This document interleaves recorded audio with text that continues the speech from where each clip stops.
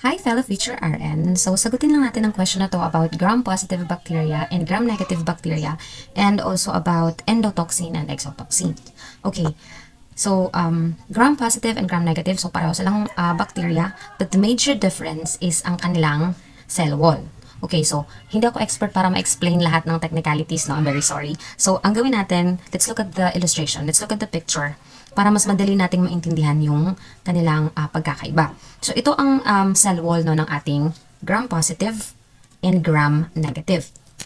So si gram-positive, kung makikita nyo, ang kanyang cell wall is made up of thick peptidoglycan. So si gram-negative, manipis lang ang kanyang peptidoglycan, pero meron siyang outer membrane, no? So si gram-positive, ang kanyang outer membrane is made up of your thick layer, no, na peptidoglycan. Si gram-negative, manipis lang ang kanyang thin, no, ang kanyang peptidoglycan, pero meron pa siyang layer, no, ng outer membrane made of lipopolysaccharide. So, paano ba siya tinatawag na gram-positive and gram-negative?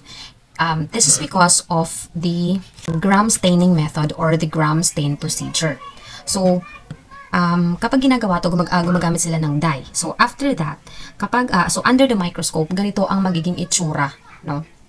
So, kung bacteria yung naka-infect sa'yo, malalaman dito if it's gram-positive or gram-negative.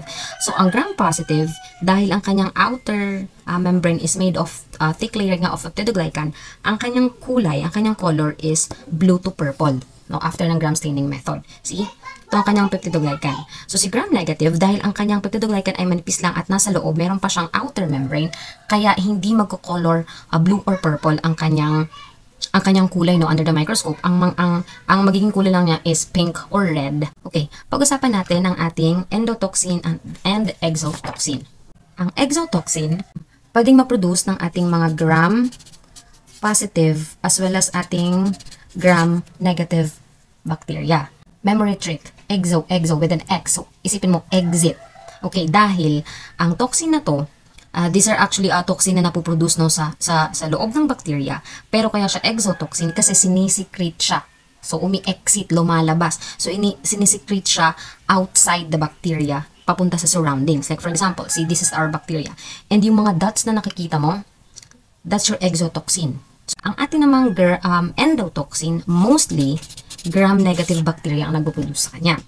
Si endotoxin naman, kaya siya endo, memory trick, with an N, endotoxin with an N, so inside, pag endo, inside. So, ang endotoxins are actually, part of the elements of the bacteria membrane. Kaya siya endotoxin kasi nasa loob lang siya ng bacteria. Pero, once na mamatay ang bacteria, saka siya lumalabas. So, tinanong natin dito sa illustration, no? So, ito yung bacteria natin na phagocytized bacteria. So, pinatay na siya ng macrophages natin. And ito rin also yung lysed bacteria or namatay na nga na bacteria. So, saka siya lumalabas, no? See dito, kung hindi pa namamatay ang bacteria, yung toxin niya nasa loob lang, ng endotoxin.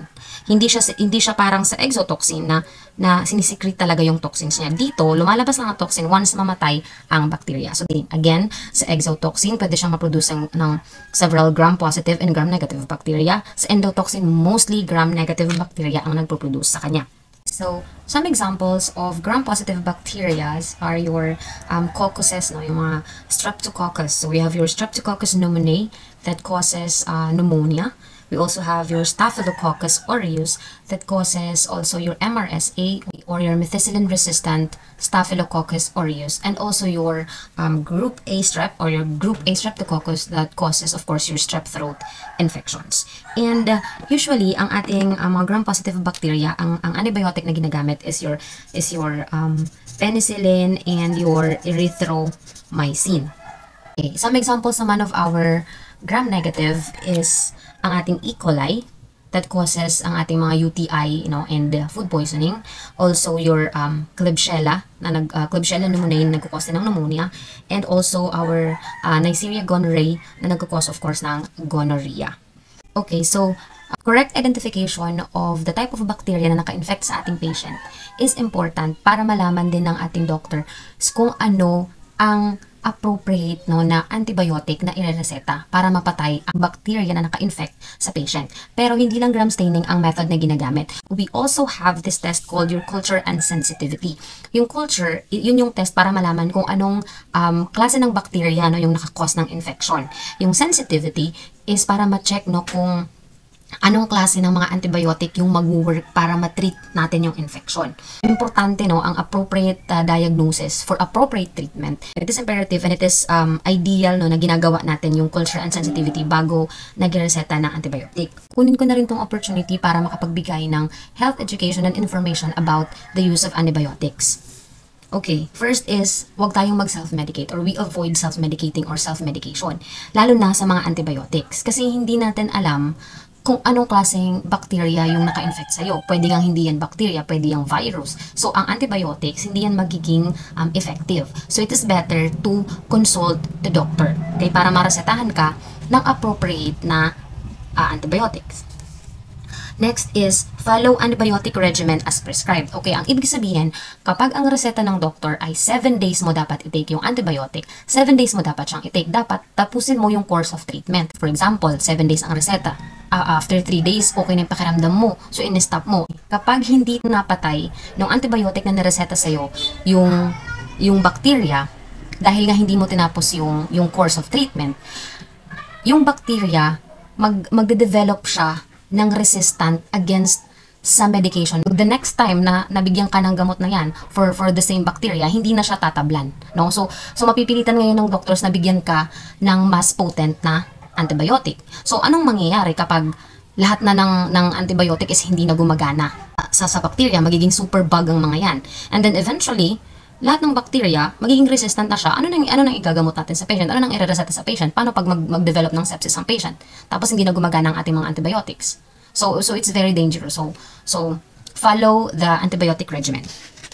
And also, never share or use leftover antibiotic. So, hindi porket nung inubo ka, ang nareseta sa'yo ng doktor na antibiotic, tapos yung kapitbahay mo, inubo din. So, ibibigay mo yung antibiotic mo. Ito nakapagpagaling sa akin, no. Kasi pwedeng iba yung nagkukos nung infection niya, iba rin yung nagkos ng sa'yo. So, it's better na mag-consult sa physician para appropriate na diagnosis and appropriate na treatment ang maibigay sa'yo.